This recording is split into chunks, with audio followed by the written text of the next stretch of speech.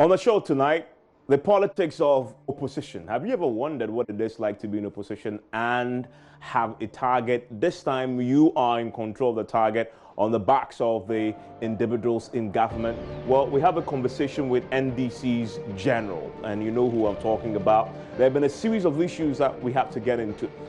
Right now, the main opposition NDC says it has evidence that the governing MPP is training thugs at a secretary to cause mayhem in the 2020 elections.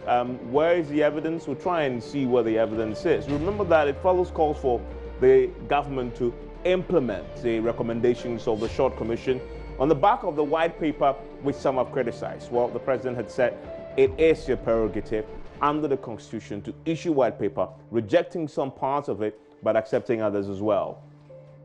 The NDC also follows the passage of the vigilantism and other offences law, which in itself was a controversial piece of legislation, coming on the back of talks that the parties were already having with the Peace Council. So where are they? Where is, as far as the NDC is concerned, the process with the Peace Council to bringing a bipartisan solution to the problem of vigilantism? We'll try and find out from the General of the NDC.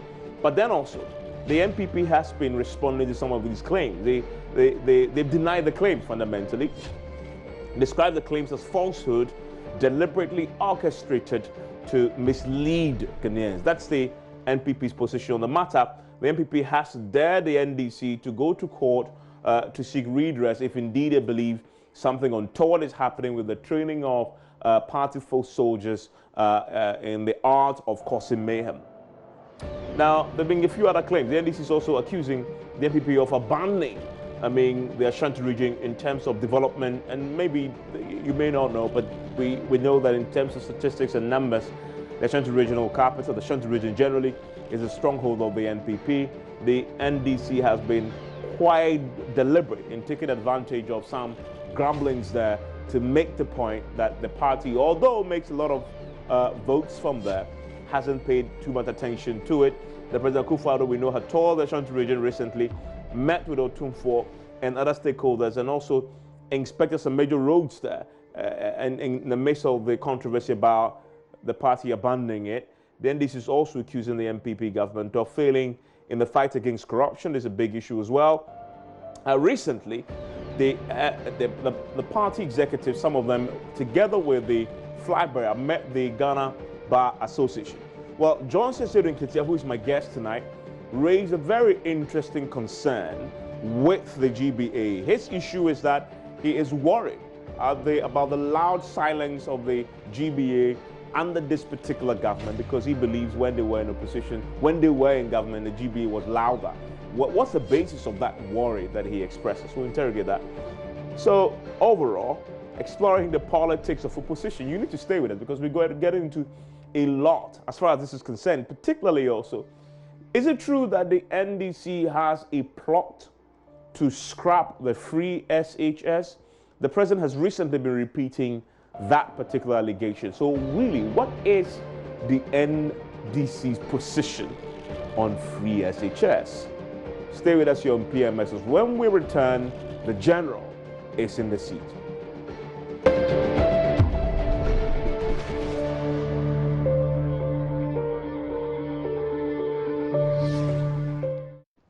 On PM Express tonight, my guest is, he really needs no introduction, but I will. He is the General.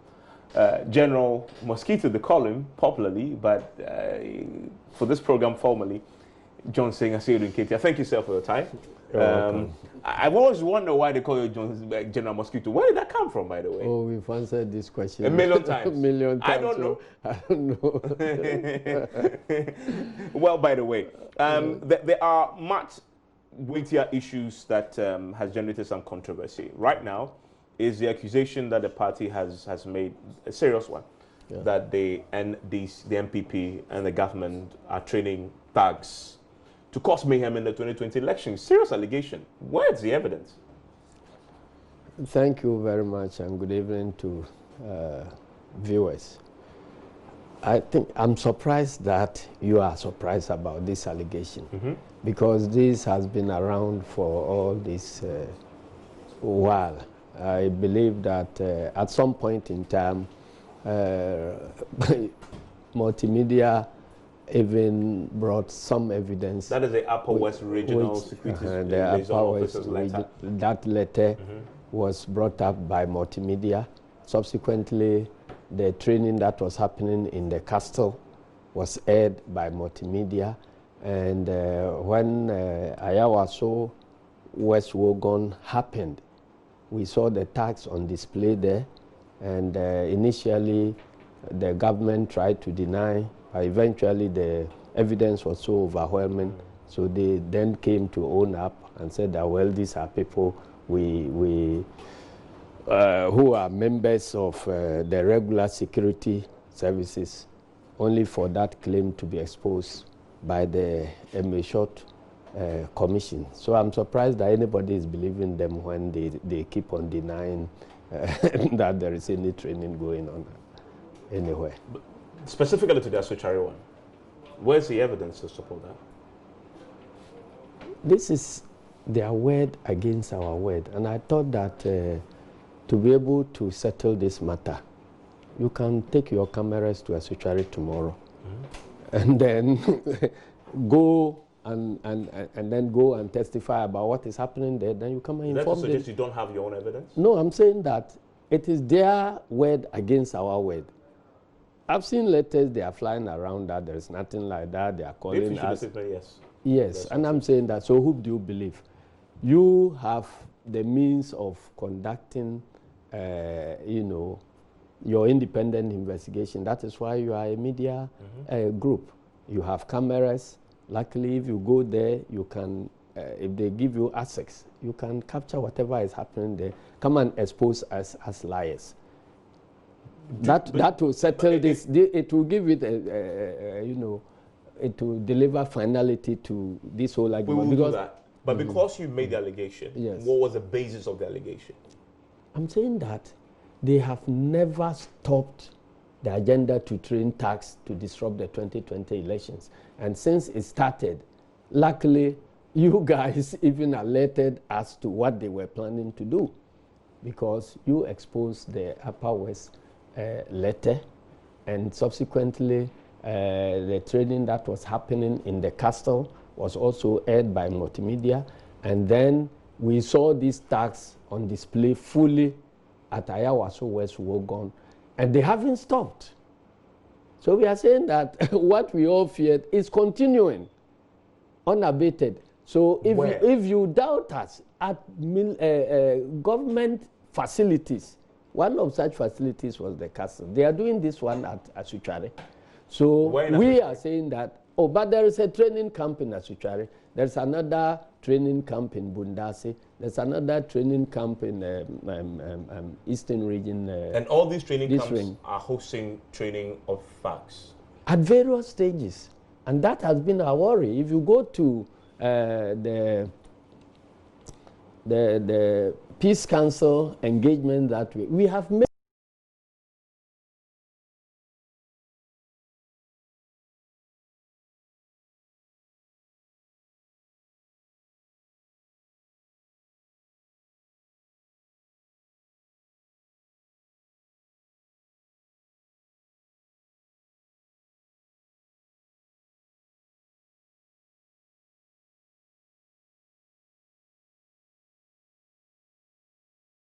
security services, and that is precisely what they've been doing in the past. Let me tell you what.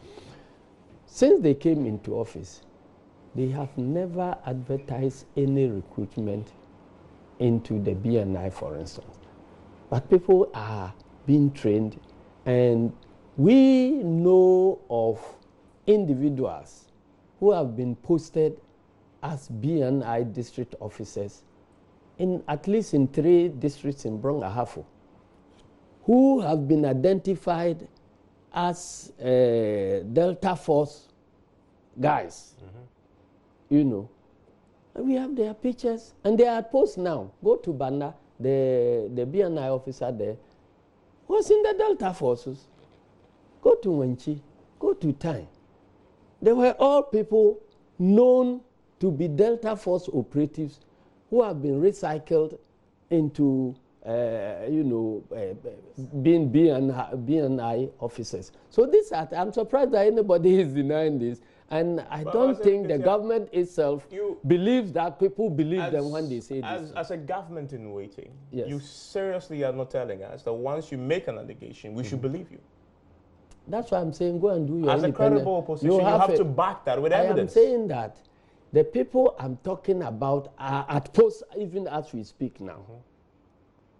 Go find out. It is not difficult to just go and cross-check who is the BNI since you're officer. making your case, listen, why don't you provide the evidence? I am saying that the people are at post now even as we speak. What about this? You can call there, find out tomorrow that who is the BNI district officer in Banda, who is the BNI district officer in Tai, who is the BNI district officer in Wenchi, and come and tell me that Asiedu Ketia is a liar. Come and broadcast. So these are people who are at post. It is not as if somebody is hiding them somewhere and we are saying go and find out. They are occupying state positions. And I'm telling you that these were Delta Force members who have been recycled and put into the regular... So this statutory training is also Delta Force members or party foot soldiers? Several of them, all their vigilante groups, they've gone around the country and recruited them by the letter you told us about. Yeah. They did not stop, listen, they did not stop that activity because of the exposure of the letter. They continued, and the training is happening there now. Tonight. And I'm saying that you have the cameras. Don't believe me, don't believe MPP. Send your cameras to Asuchari. But you don't sit here and say that because Yabuabia Samoa has issued a letter. You have alleged, and I am saying that this is how to get to the so what you want us to prove your allegation for? No, what do you exist for? Why did you invite me here? I didn't make the allegation. I'm saying that why did you invite me? We did not make the allegation. I'm saying why did you invite me to ask you questions about the allegations that you've made and other things? Why is it you who should be asking me questions? Because I am a journalist. That's what I do. Precisely. You look for information, don't you? Yes. And you look for evidence, don't you? As we sit and I'm saying that this is the way to get the evidence. You have the training facilities that have been mentioned, that I have mentioned. They exist. They are state facilities. And I'm saying that this thing is happening as a state facility. You go there as an independent media house with your cameras. We are coming to find out what is happening at this state facility.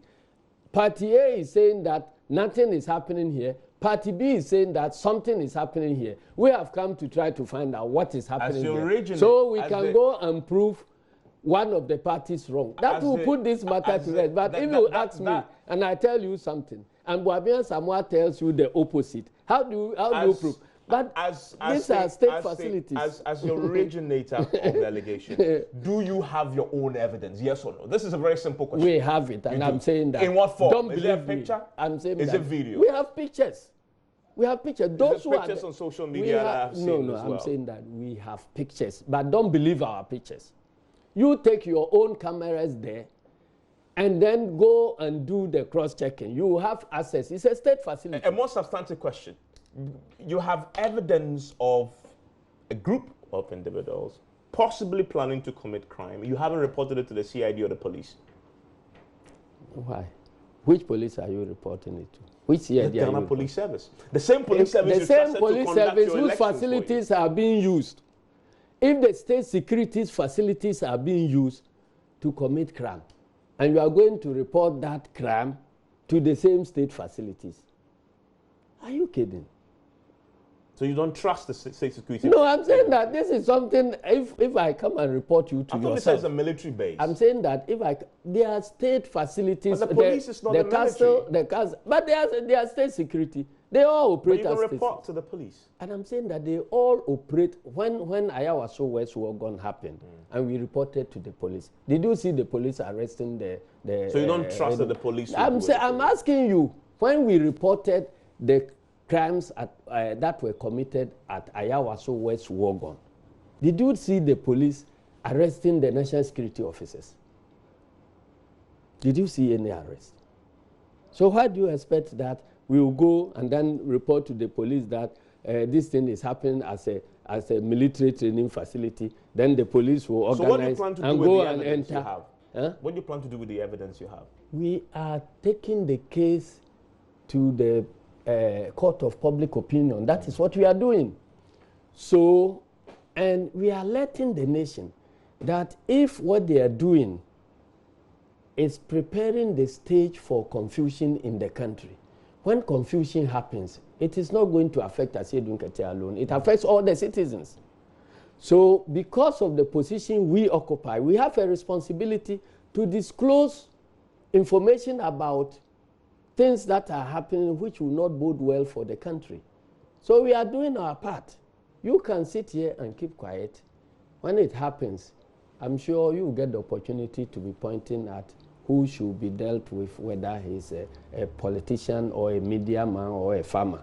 At that time, you see whether you can direct bullets, that these bullets should go to a politician and they shouldn't hit a media man, they shouldn't hit a farmer because he's a farmer. You see, when you are talking about matters of security, they must be the concern of everybody.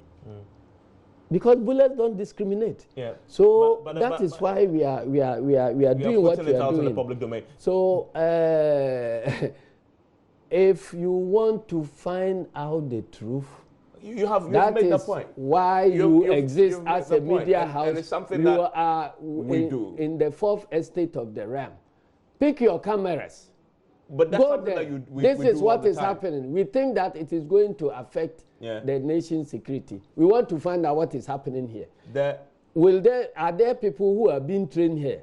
If yes, what type of people are they? If there are military recruits, tell us when those military recruits so what is were done according to the laws of this country. If what you say is true, this will affect the elections 2020. The party denies it quite categorically. So what is the NDC as a key stakeholder in elections, and this may affect you if indeed it's carried out, plan to do about it to either avoid it or doesn't affect your votes? Because I'm sure you believe your party, your government in waiting. The votes are not our votes. Votes are votes of citizens of Ghana who want to take a decision. So, in as much as the party is concerned about votes, votes are a means of the public expressing the will of the masses. So, it is in the interest of everybody to make sure that our democracy will be protected, because decisions are made, leadership are chosen by the will of the masses. So it is a fundamental requirement of a democracy. It doesn't matter whom you want to vote for. So I hesitate to talk about NDC votes, MPP votes, CPP votes. I'm saying that any compromise of any voting system affects everybody, irrespective of whom you vote for. So it's a fundamental requirement of a democracy that voting must be free and fair. And then when people decide on leadership, their decision must be what should prevail. So if there is any attempt to subvert the will of the people, it must be the concern of everybody. And I'm told that one of the things you want to do, or been doing already, bring this attention to the Peace Council, but also our international partners and embassies, etc. Is this something that the party is doing or plan to do with this allegation? We will do whatever it takes to discourage and discontinue that type of activity. But I don't want to believe that it is the sole responsibility of NDC to do that. And that is why I want you to carry out your own responsibility as a good citizen of this country. It's part of the reason why we're having this conversation. let me bring it. Let's move on to something else that the president has been saying about your party. Recently, he was in the Upper East region, and he says that he was talking at the Bogatanga Senior High School. I know, and I'm quoting the president, I know that there are people in this country who don't want this policy. He's talking about a free senior high school policy, who have been campaigning against this policy. They are dreaming that they are going to come back to power to cancel the policy. Why do you want to cancel the free SHS policy, according to the president? Why do you think that the president is referring to us? But the president has in the past said He categorically. said there are some people in the country, maybe they are in his family or somewhere. But he hasn't mentioned that. No, but you know who he's referring to. Tell me, the president says we in NDC have said it. You know. Then let them tell us where we said it. You know. And this is the government of Ghana website that did the story. Yes. And I want to read the first paragraph. It says, President Akufo-Addo Akufo-Addo says Ghanaians will again entrust the new patriotic party government with power come 2020, and not the opposition National Democratic Congress, who are bent on cancelling the free senior high school policy if they want power. And then they come with a quote.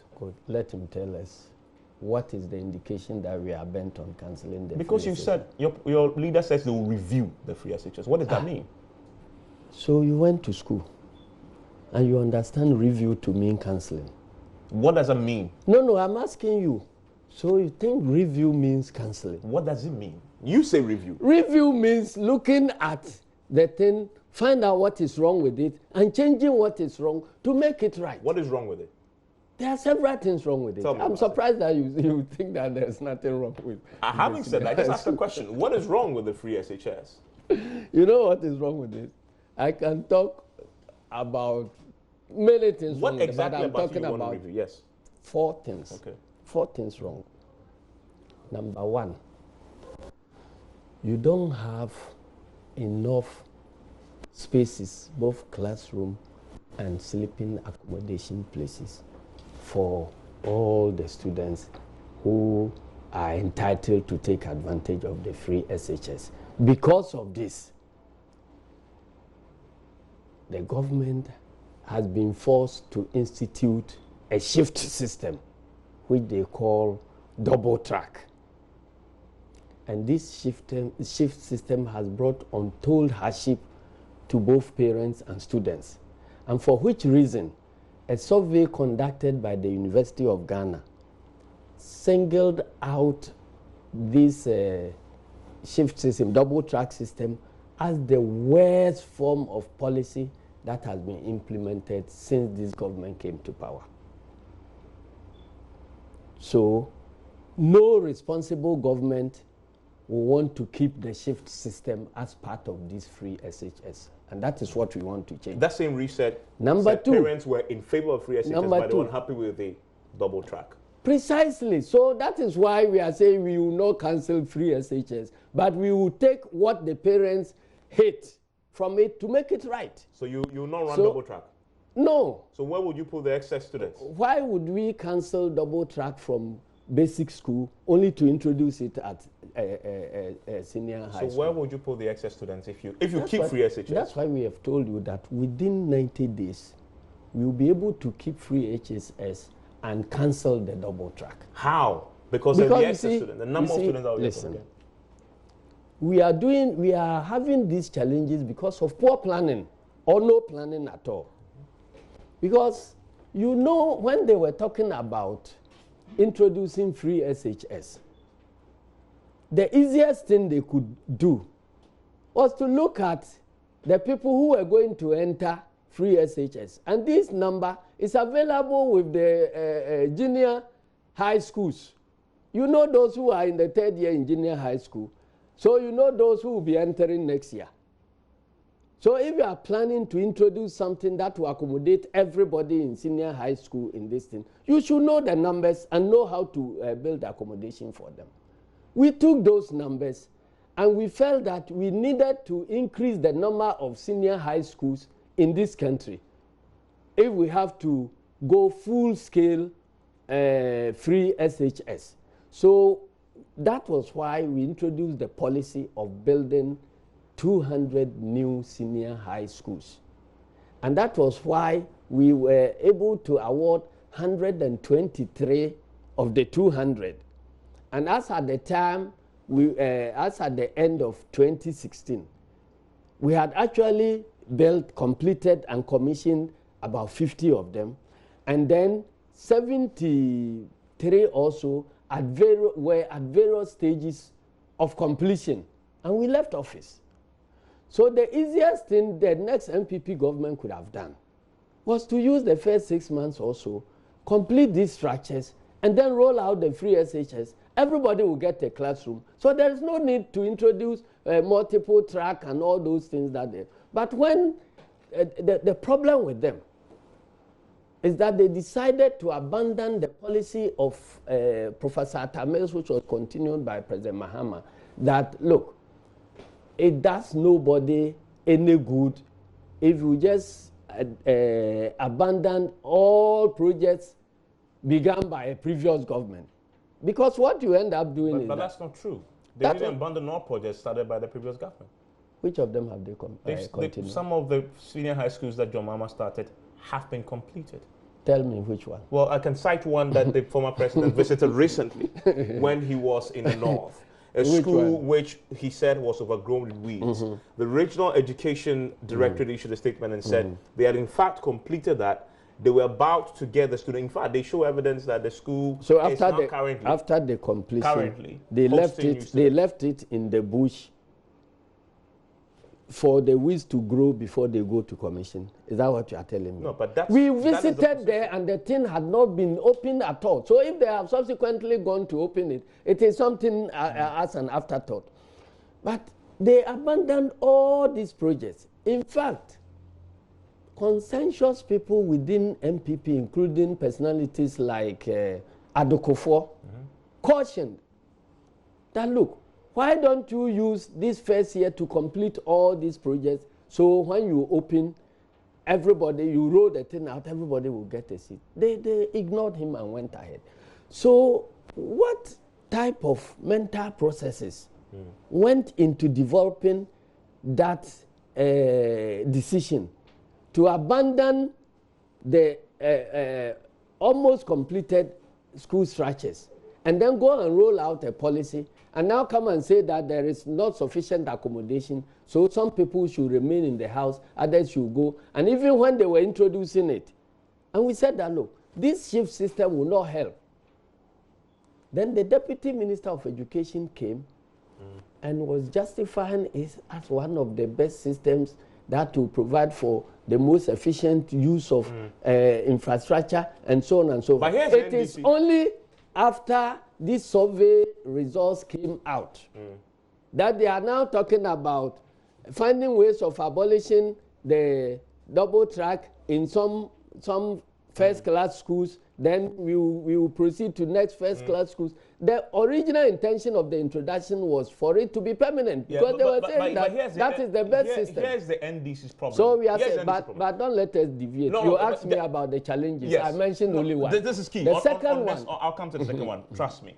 On this same first point, if you come to power, I'm sure you say when you come to power. If you come to power. When we come to power. I just reminded you, so you're taking the bait. But here's a challenge. When you come to power, or if you come to power, your problem is that they've already started it.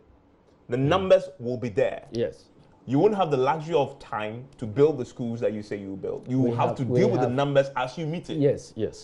Where are you going to put? And you say you're going to scrap the double track. Within 90 days, we can do all. Within 90 days, you finish the accommodation and infrastructure in 90 days. Let me tell you.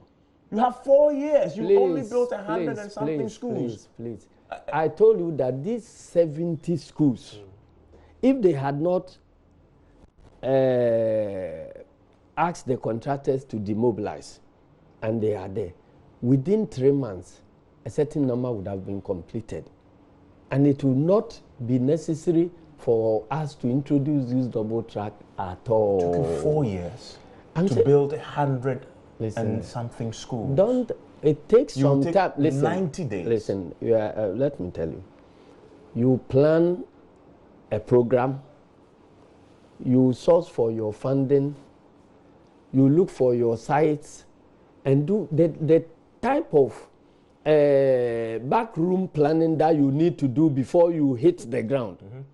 It takes time. But we are not telling you, we are not saying that we are now going to identify sites and so on. These are projects with people who were on site. You only need to send them back to site and pay them, and they will complete. They are there. Remobilization to site will not take you 1 month. You understand? So if you come, all that you need is to give some of the contractors. You would have done it. No, but it was being done, and I'm saying that by the time. 4 years and you still didn't finish. Look, you are repeating this whole thing as if you are. I'm telling you, I've told you what goes into first year, second year, and so on before you actually go to the ground for implementation. But we are already in flight. You understand? So don't talk about 4 years again, as if we are now going to plan a program and develop the projects and get contractors and get procurement processes. All these things have been done. And there were contractors on site. So it takes one announcement to call the contractors back on site, mobilize your money, and pay them. The second challenge with the system that you the second challenge is the, what do you call it? The placement, which has been messed up completely. Deciding who should go into which school. This simple thing has so much been mismanaged, because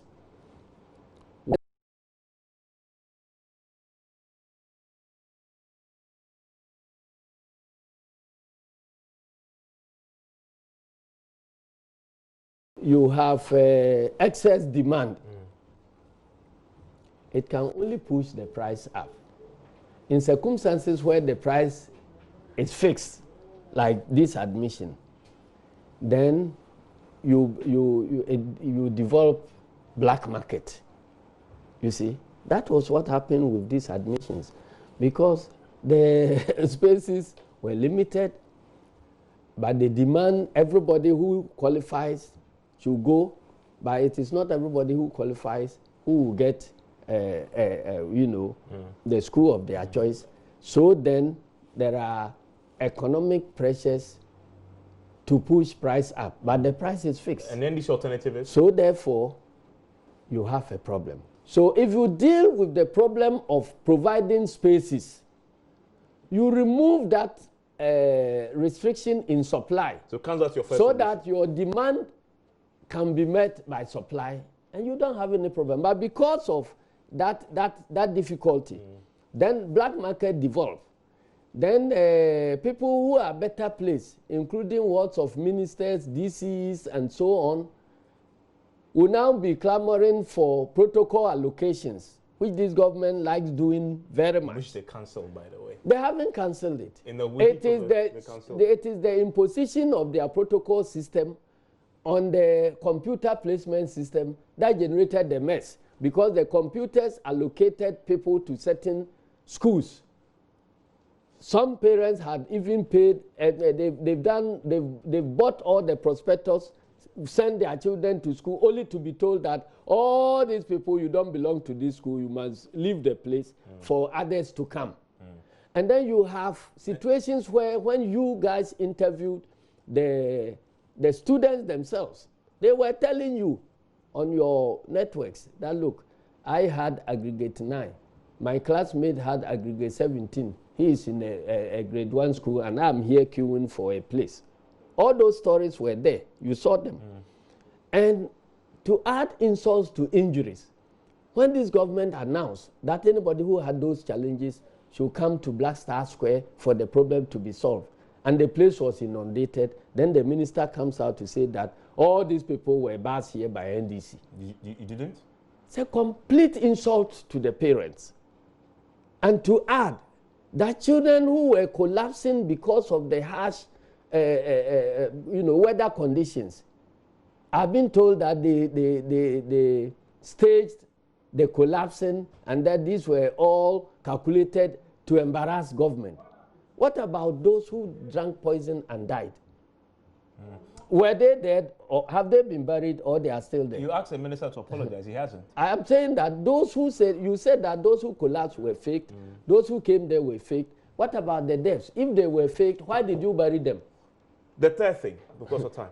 Then the third thing is the problem of funding. Where are you going to get the funds? The government is using oil money.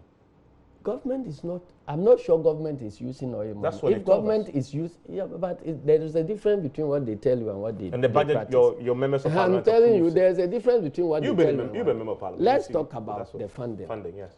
Look, we created Get Fund as a major supplementary funding for education, into which a specialized tax was imposed. And the laws require that proceeds from this tax should be put exclusively in the Get Fund. This government came and said, no way. We are cutting this funding into two, and we are taking part out of the place. And I'm saying that, you know, certain things are happening. And for the first time, I haven't seen them anywhere. I haven't read about them anywhere. One of which is that where you have a government declaring a sector as a priority, and yet in budgeting decides to reduce the allocation of funds to that sector which they have declared as a priority. Because they are funding it from other sources. No, but so why are we in this problem? What problem? There hasn't been a funding problem, has there been? There is a funding problem. There hasn't been. Why are they not opening the schools today?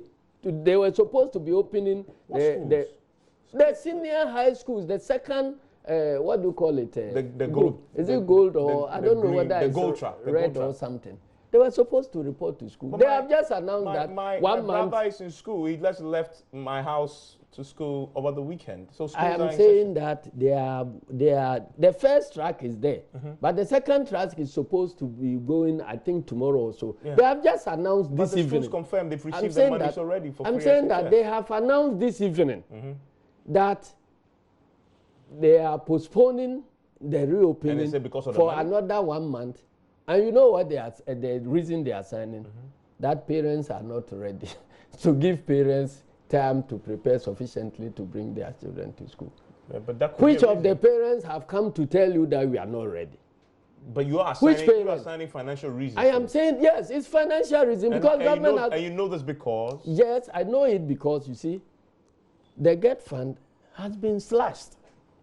But they're getting enough money from They are not getting enough money. That is the point. Are you saying the Get Fund alone will fund this for you? No. I'm saying that the Get Fund has been slashed. Let me take, I think 2017 or 2018, one of those. The Get Fund was supposed to yield 1.8 billion cedis. Okay? That is 2017. 1.8 billion Ghana cedis.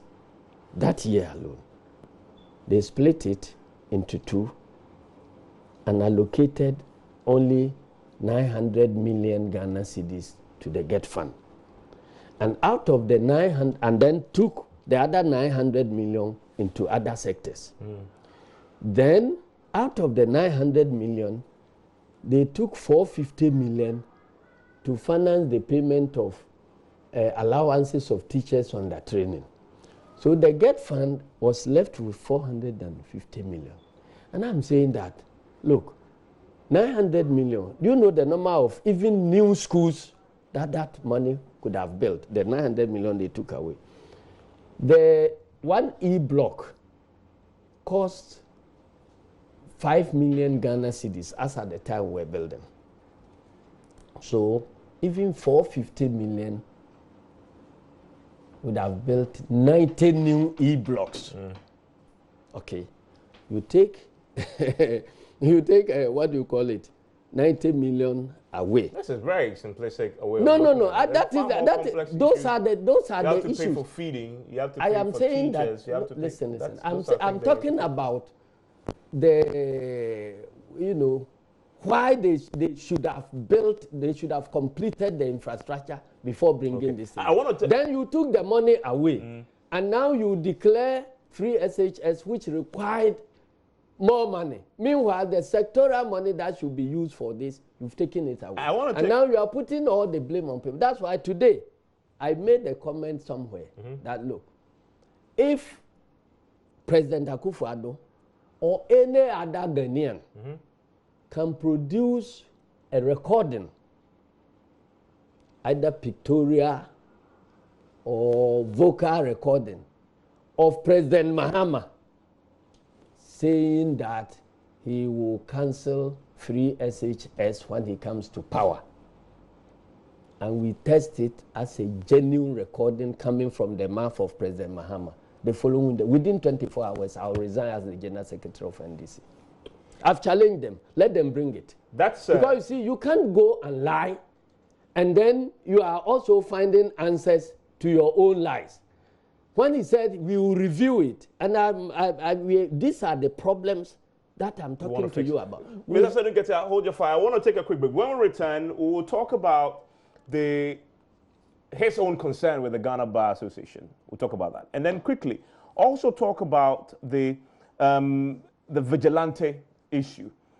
We've talked briefly about it, I mean, because it relates to that as well. But they are in conversation with the Peace Council and others to try and find a bipartisan solution to this that the president himself has instructed. Where are they in that process? But I'm also curious to know, where is the NDC in the process of selecting their running mate? You're just months away from the election year, and we haven't heard anything yet. What's the update on that? Stay with us here on PMS. When we return, we'll get into those matters. Live on PM Express here on the JoyNews channel. My guest is still the General Secretary of the National Democratic Congress, Johnson Secretary. You've been talking with the Peace Council over a long period. Where are you in the process of coming to some conclusion on the talks? Well, I wish I knew where we are. You were in the last meeting. You were in the last meeting with them. What's happening there? We keep going back and front, back and front. So it's difficult to tell where we are. Because, you see, this whole thing started when following the president's announcement that NDC MPP should meet to solve vigilantism. And we wrote to him that it is being simplistic and that vigilantism does not get solved following a meeting between NDC and MPP. And that if we identify vigilantism as a national problem, then we need stakeholders to come around a table to dialogue. Then we properly identify the problem in all its ramifications. And then every stakeholder would have opportunity when we are all around the table. Every stakeholder would have opportunity to engage in the conversation from their own perspective.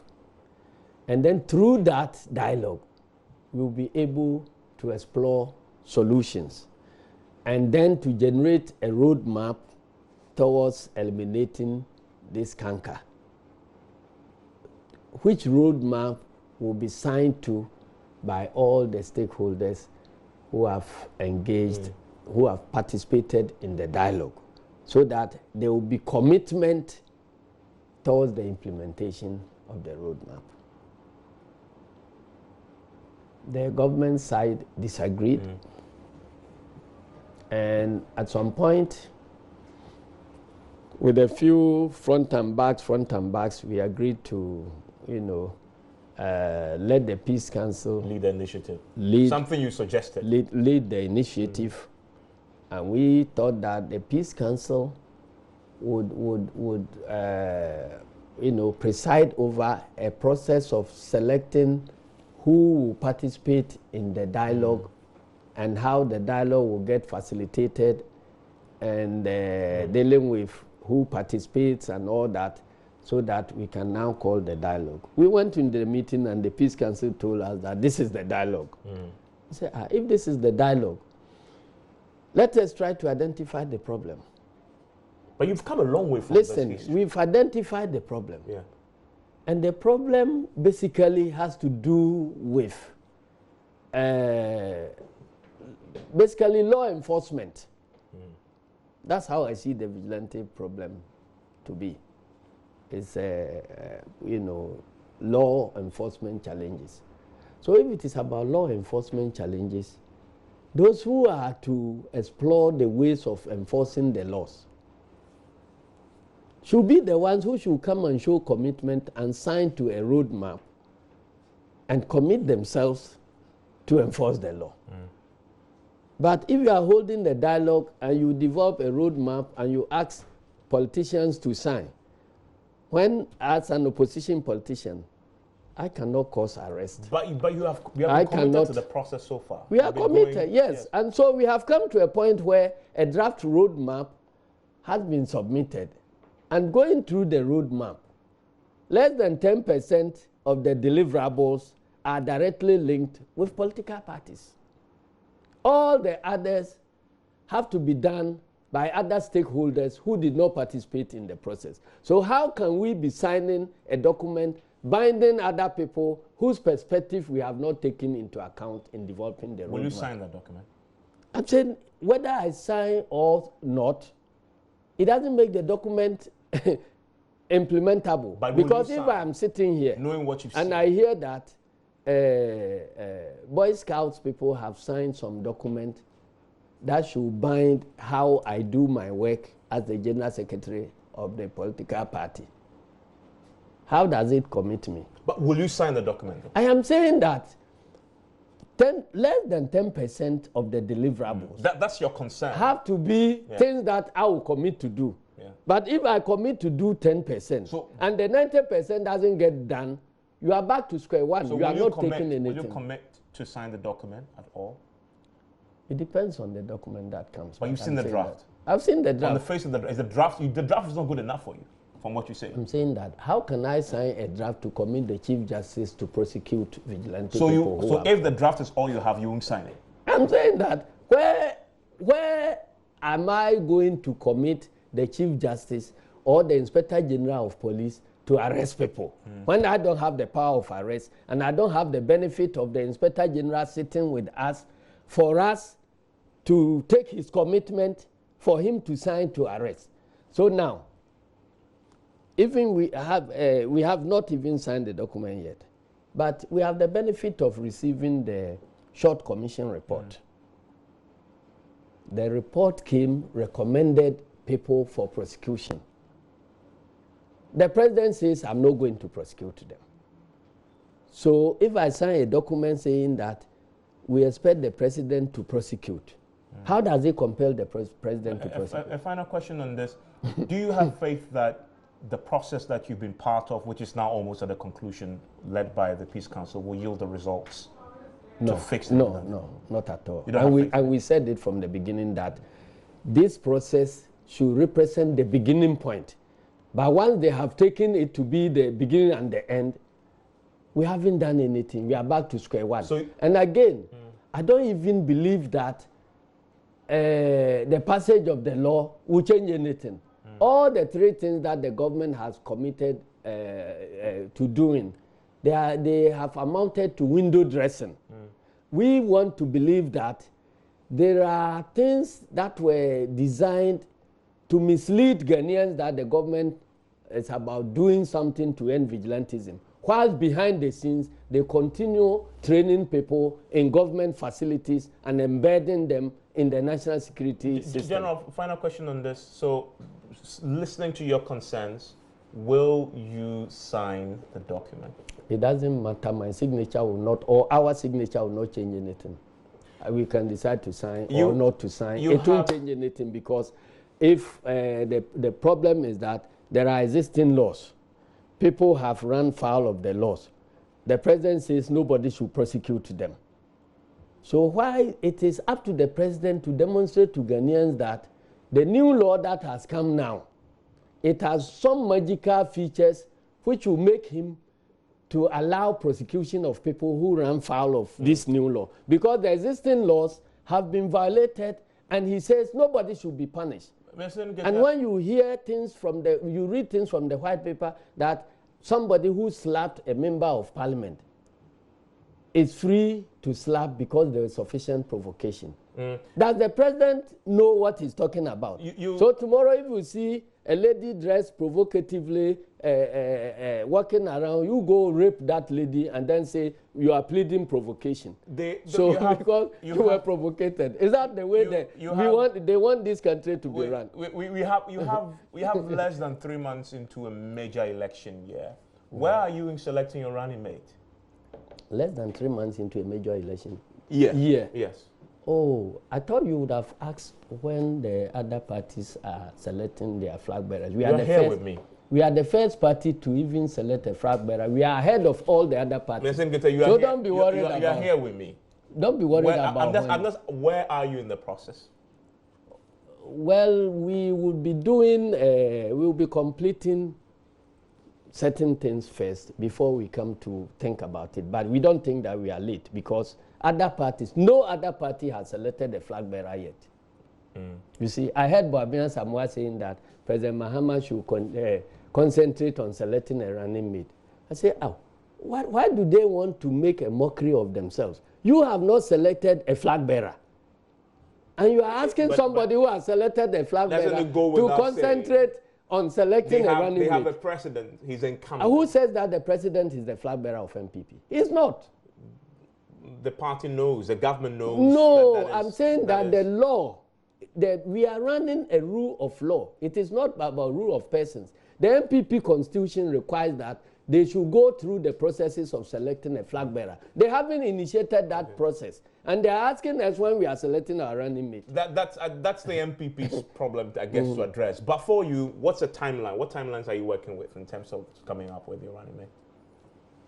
The day before filing of nominations at the Electoral Commission will be the timeline. So from now to that time. That's next year. That's way into next year. Yes, you are talking about timelines. And I'm saying that that will be the deadline. Because it is only when the president is going to file his nomination that he must name his running mate. So the time you are such an astute politician that you know that there's no way you wait till that time to do that, because you need to sell the running mate together with that ticket, the entire ticket. And I'm saying that we are ahead of all the other parties. Yeah, but I've named been shortlisted. Nobody should be. Nobody should be worried and be asking. Much less those who have not selected their flag bearer.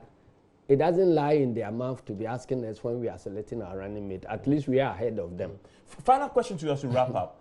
2016, you lost the election historically because of the margin, almost 1 million votes. Confident that you can turn this around in 4 years? It's already been turned. It hasn't been done before, you know that. I'm saying that it hasn't. It hasn't been done before to claw back that margin of defeat in this Fourth Republic. Yes. From one election to the next. You know politics more than I do. I'm just talking about. I'm just talking about history. It hasn't been done before. You confident you can do that with the same candidate? Have you had a situation where a president has been voted out in the first year, in the first term? John Mahama. Yes. Is that not the first time? Yes. Why do you think that another first time cannot happen? But that's a negative first time. No, and so what do you think? Why do you think that another negative first time cannot happen? But you are talking about. You are talking. Look, you are talking about. Listen, 1 million votes. You are talking about something that has not happened before. True. And I'm saying that what you are referring to in 1996. Is that not the first time it is happening? 2016. Is that not the first time it is? Yes. So what prevents another first time from happening? So you're confident you can do that? Yes. So going by your own argument, you have defeated your own argument. But that for the first time, somebody is losing by 1 million. But that is so a negative for the first time, somebody will lose this election. And you claw back that 1 million and you more make than grounds. Make grounds already. I'm telling you, that is what is going to happen. But you admit it's a Herculean task. It's a Herculean. Every election is a Herculean task. Particularly this one. The victory is sweeter when the challenges are daunting. And you're up for it. Yes. Thank you very much. Joseph Keita is my guest tonight. Enjoy the rest of your evening.